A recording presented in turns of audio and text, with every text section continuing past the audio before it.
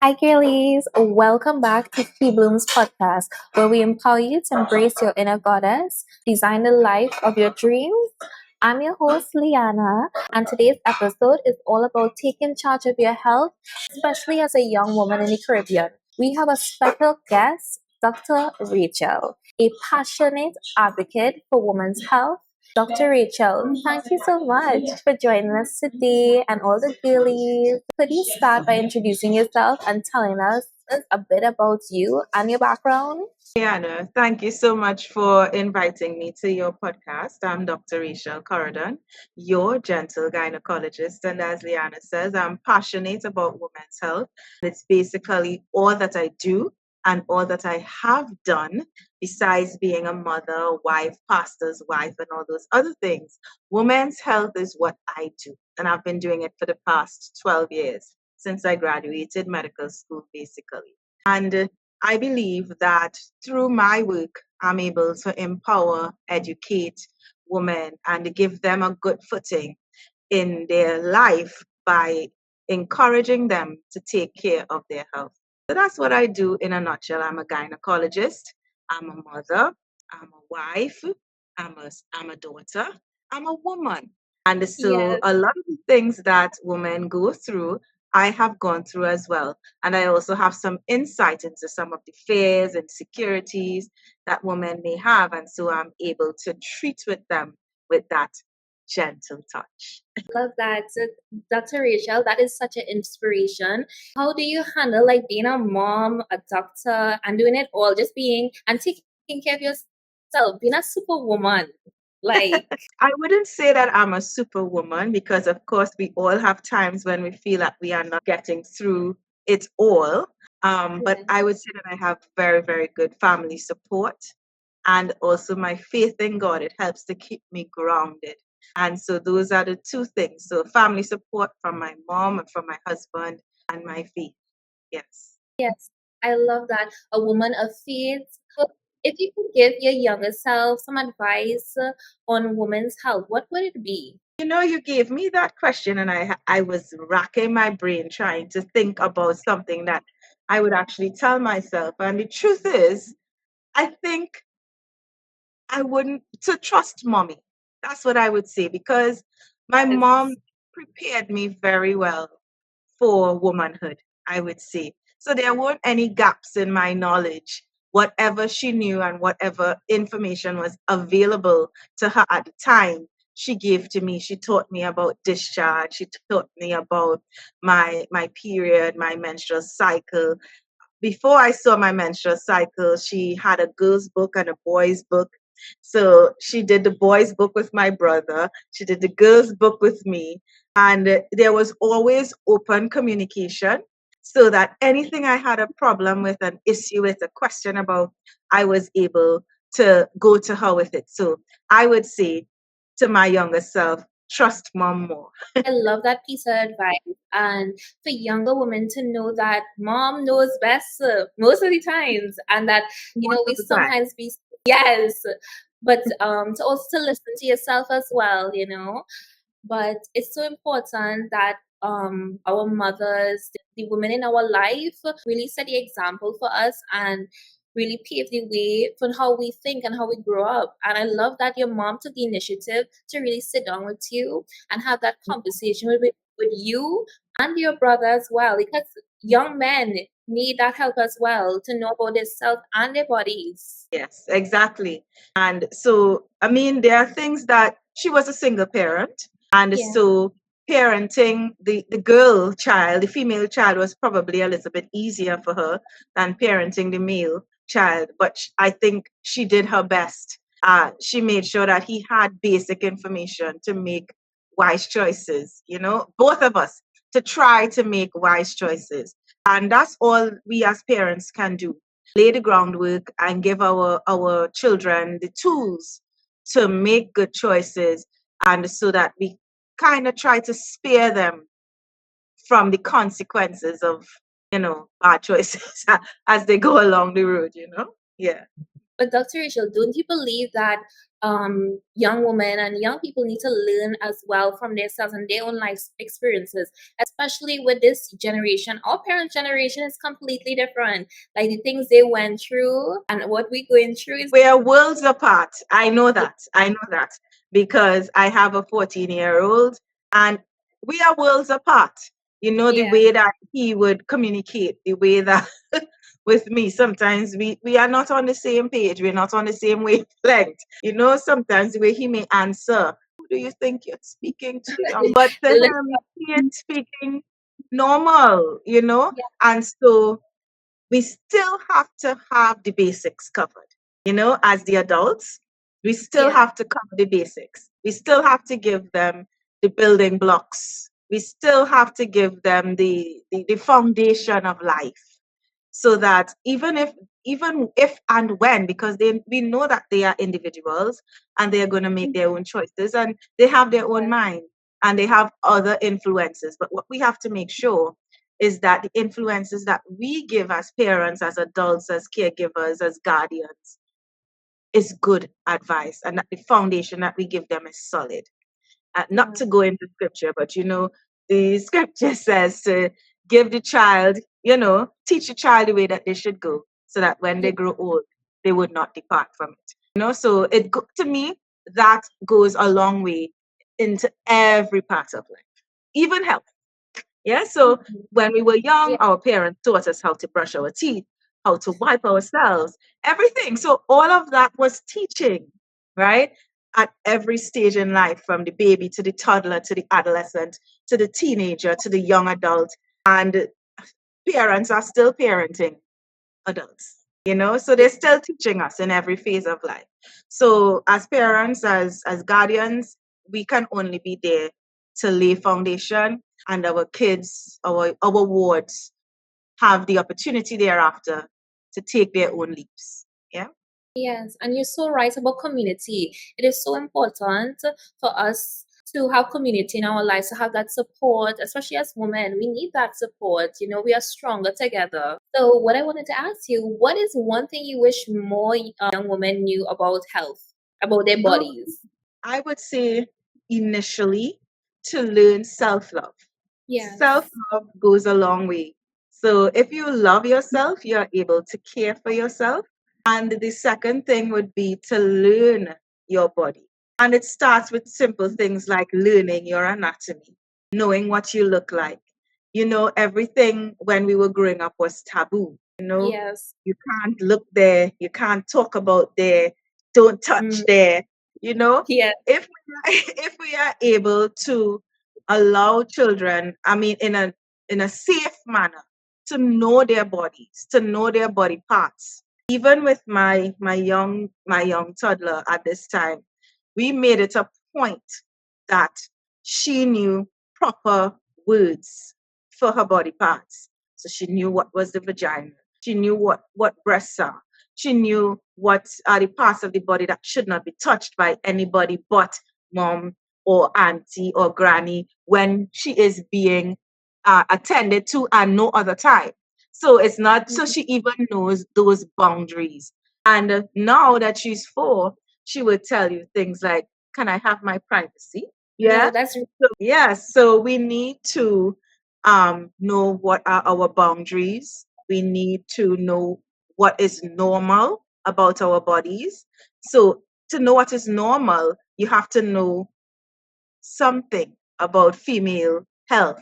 So, reading, doing mhm, safe searches, going to reputable websites like Royal Colleges or American colleges, the WHO, NHS, you know, these kinds of not just wild Google searches. Asking your mom, okay. asking your aunt, safe person, so that you have baseline knowledge. So, loving yourself, having baseline knowledge, and paying attention when something has changed or something is wrong.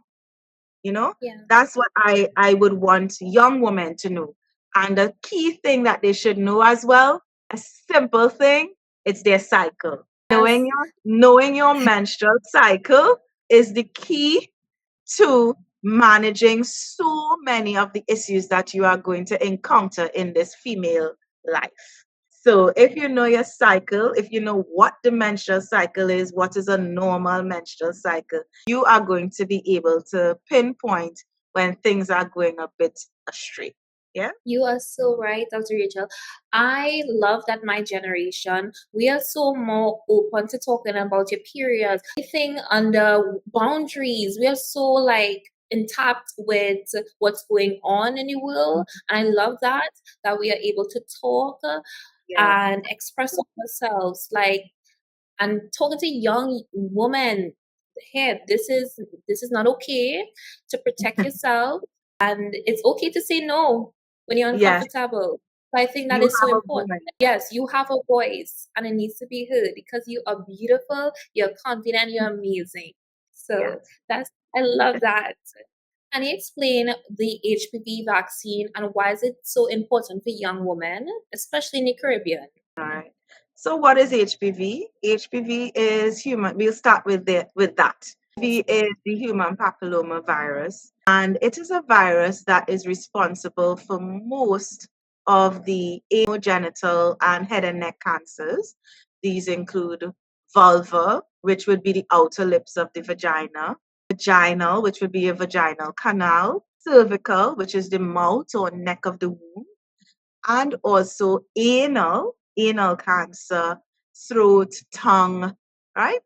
Palate, and penile cancer. So the men are not immune from being affected by HPV, right? So these are the effects of having the virus in your body, but that would be the high risk types of the virus. You also have low risk types of the virus that cause genital warts.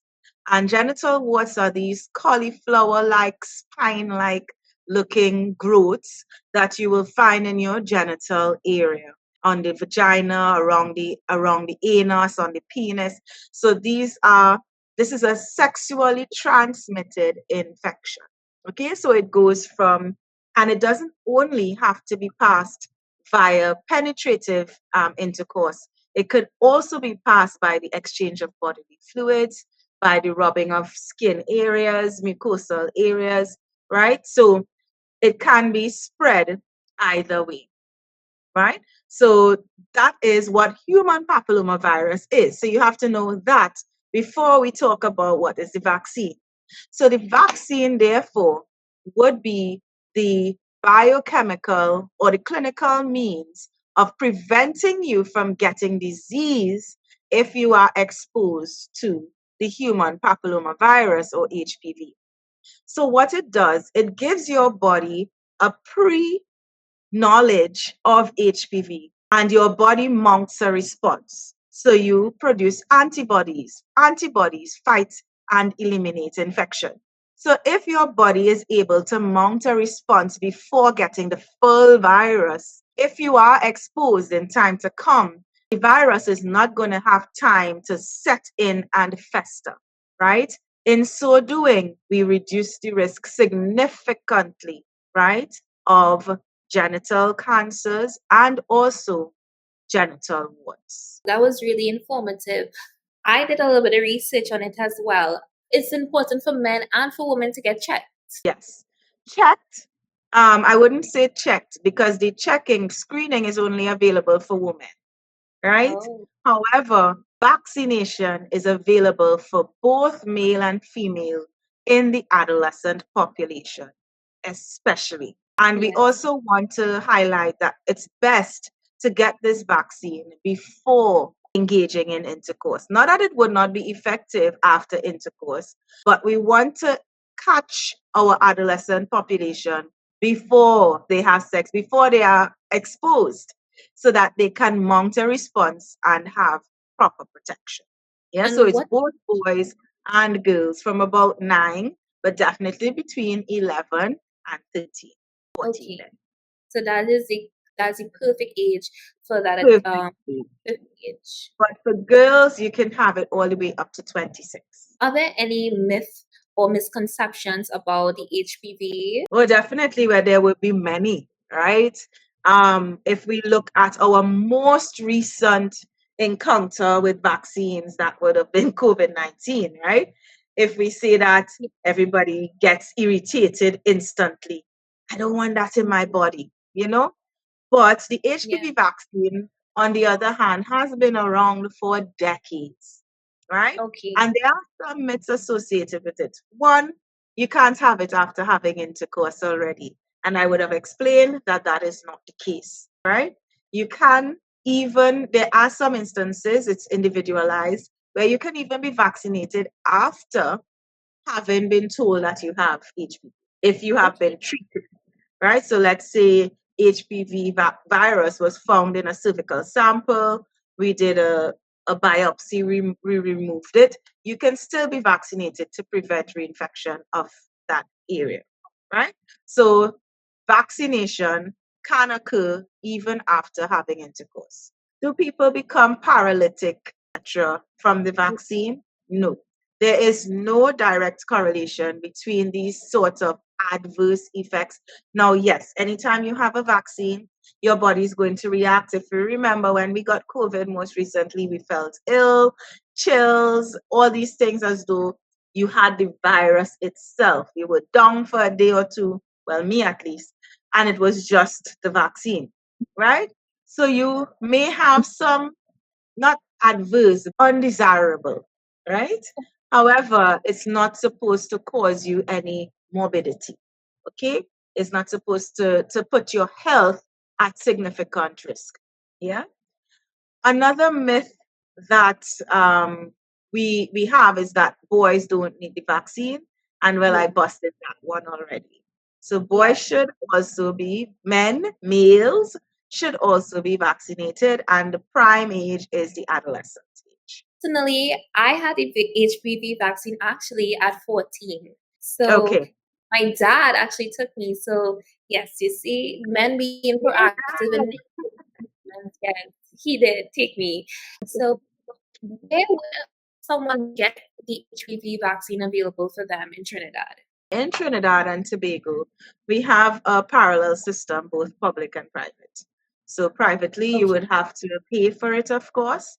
Um, the private option has more viral types in it, right? As Mm. opposed to the public option, that would be the main difference. Okay, so it covers you for a wider range of HPV types. However, the public option is sufficient in protecting you against the main high risk types, which would be HPV 16 and 18, right? And it's available at all of our local health centers, district health offices. That's what some of them are called. Our women's hospitals or clinics, gynecological clinics at the hospitals. Uh, the Mount of Women's Hospital has a whole dedicated section for colposcopy, which is one of the tests we would do if someone is suspected to have changes on their cervix. And so they have a whole section just for cervical issues. So you can present there and you can be attended to and be directed to where you can get your vaccine. Yes, that is so great that our government and private sector have so many resources for our young women and our women of Trinidad and Tobago so that we can all thrive.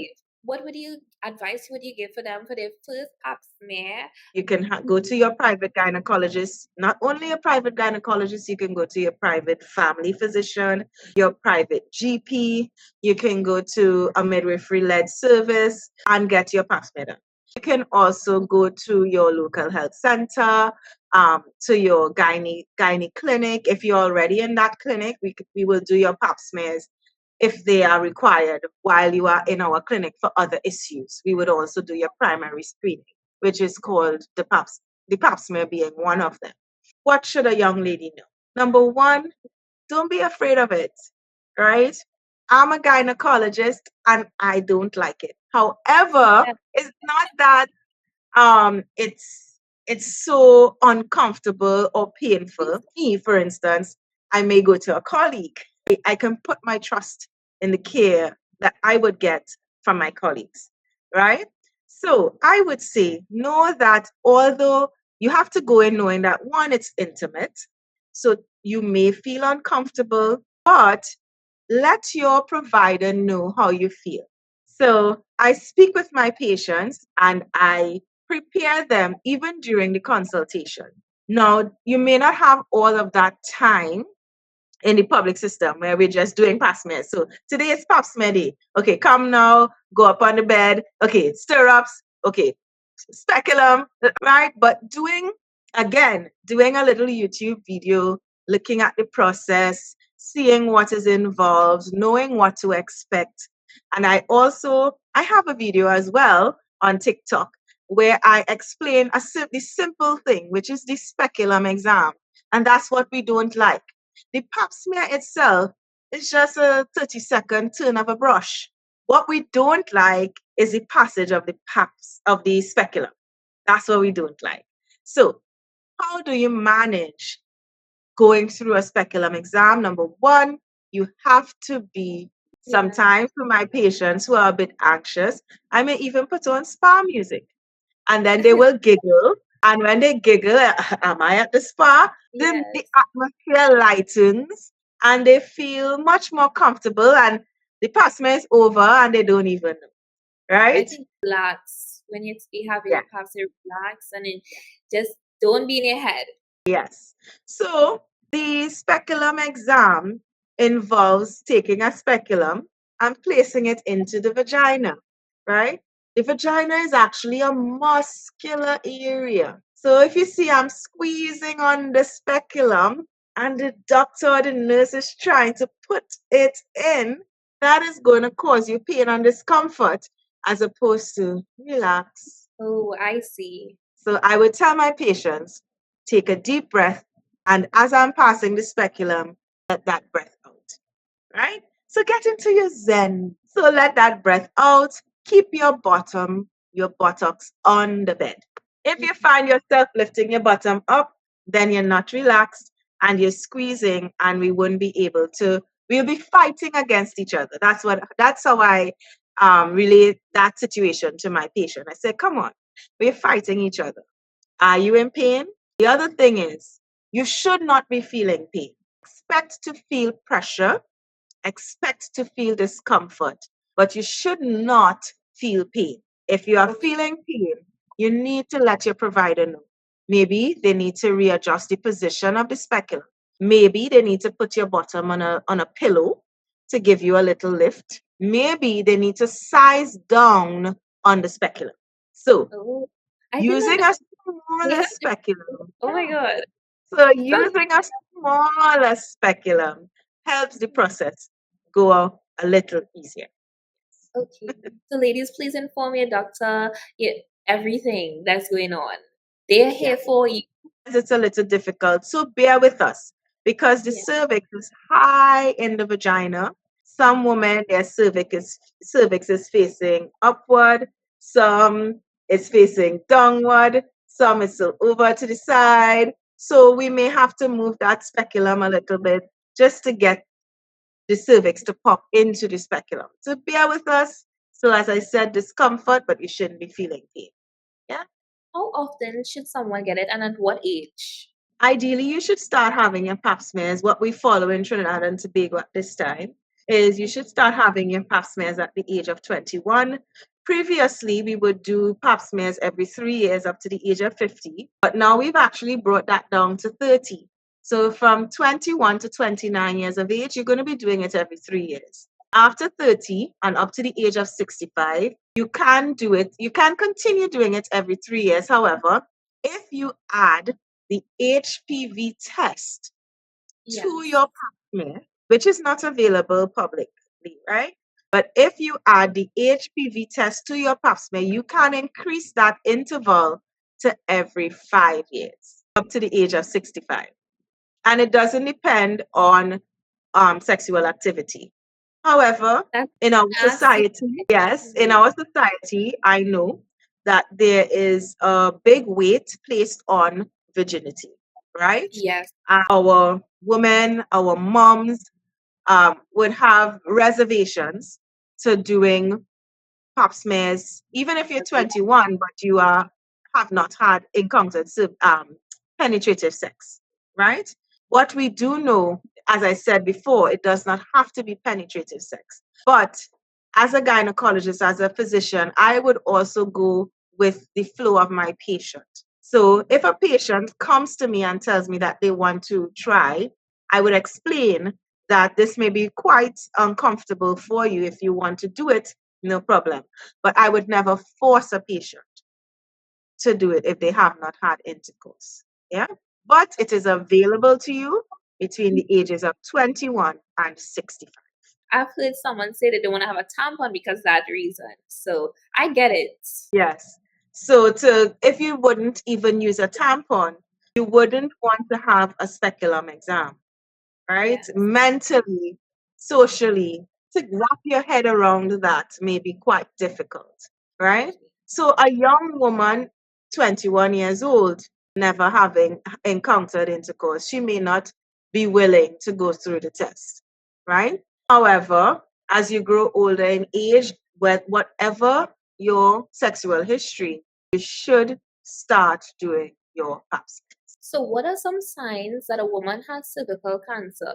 Generally, any kind of abnormal bleeding down there from the vagina could indicate an issue with the mouth of your womb. It doesn't always have to be cervical cancer, but doing your pap smears regularly, your screenings regularly, will pinpoint or give you early detection of changes that can eventually lead to cervical cancer. Because what I did not say is that changes from HPV are usually slow, right? Leading to cancer are usually slow.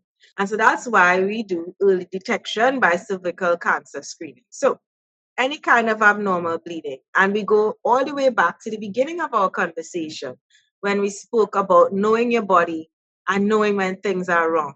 So spotting, having a heavy bleeding after having intercourse, or any kind of bleeding after intercourse. Some other reasons for these sorts of bleeding could just be a simple infection on the mouth of your womb, or even a fleshy growth called a polyp, or any issue like a vaginal discharge or so that could cause bleeding. But knowing that something is wrong and going to get checked, that is what is going to be your saving grace. Abnormal odor. So usually bleeding that is not cancerous or not harmful doesn't really have much of an odor, but cancer can sometimes have a very foul smell, right? And in addition to just passing blood, you may be passing pieces of fleshy, flat, friable material as well. So it's not just blood, it's blood and material and an odor. Other symptoms associated with any kind of cancer can include pain, weight loss, loss of appetite, right? These sorts of things you can experience with cervical cancer. If the cervical cancer has spread into surrounding areas, for instance, if it has spread into your bladder, you may have blood in your urine. If it spread into your back passage, into your rectum, into your bowel, you can have issues with stool and blood in your stool. If it involves the tubes that lead from your kidneys to your bladder, these are called your ureters. You can have an issue with backing up of urine, and this can also affect those tubes, making them dilated, and also your kidneys. So these are some of the things we would look for and find when a patient has cervical cancer. And how does the HPV vaccine play a role in the detection of the cervical cancer? The HPV vaccine doesn't particularly play a role in detection. It plays a significant role in prevention. So, Okay. the vaccine would significantly reduce your risk of cervical cancer, right? And so, detection would be your pap smears, your HPV test, and prevention would be your HPV vaccine. Cervical cancer really hits my heart because my great grandma on my mom's side, she actually passed away from cervical cancer. So I realized that's why it's so important for my mom and for the women in our family to really be healthy, and not just because you have cervical cancer to be healthy, but a lot of times women of color, Caribbean women, they suffer from these symptoms. These cervical cancer is really predominant, and these like fibroids, all of these things. It's so important to check yourself, know your ancestors' history, know your grandparents' history on their health, either it's diabetes or whatever it is, so that you now could take preventative measures, as you said, to have a healthier life.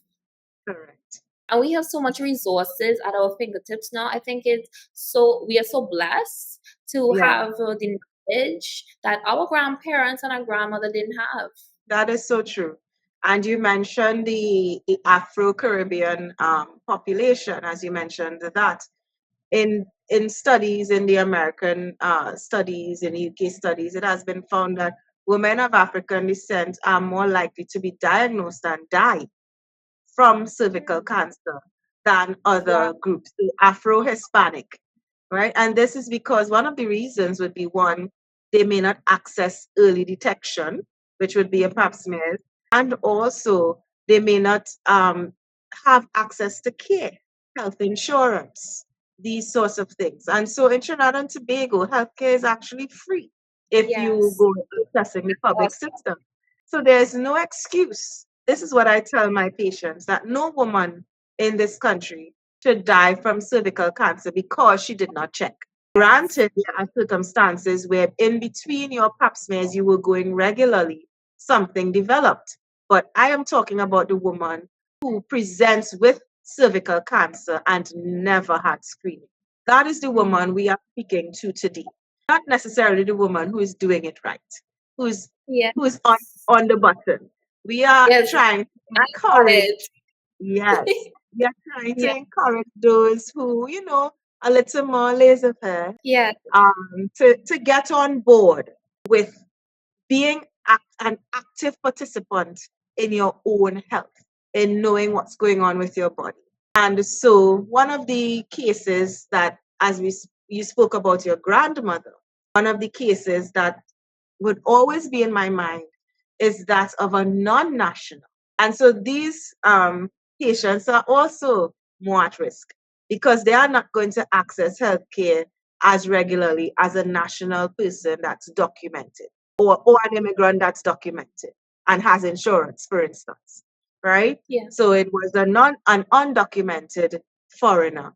And the mom presented first with her own gynae issues. And a few months later, we saw her in the hospital again. And she was now here with her young daughter in her 20s. And this young lady died from cervical cancer in her late Wow. 20s. So it's not a disease only of the old, It's right? very serious. Yes. So that's why we say screen, screen, screen. So I've been talking to some ladies, and they are very skeptical about pap smears, their reservations, and others, they know they have to get their pap smears, but they're not being accountable. And it's like a second thought, doc. It's like going to the dentist, like avoid it. So, you Oh, know, yeah, let's not talk about the dentist. episode, ladies, She Blooms podcast. I hope you found our conversation with Dr. Rachel as inspiring and informative as your health is your health, and taking care of yourself is so important and the first step to becoming the best version of yourself. If you enjoyed today's episode, don't forget to subscribe and rate and leave a review. Dr. Rachel, please share with us your handles and where we can find you. Sure, not a problem at all. So I am your gentle gynecologist. You can find me with that handle on TikTok, Facebook, and Instagram. You can also find me with that handle at gentlegynecologist.com. So www.yourgentlegynecologist.com. You can send me emails through my webpage. So your messages come to me as emails, and I will answer them as soon as I am able to. It's usually quick. Yes. You can also WhatsApp me at 868-494-6669. That's 868-494-6669.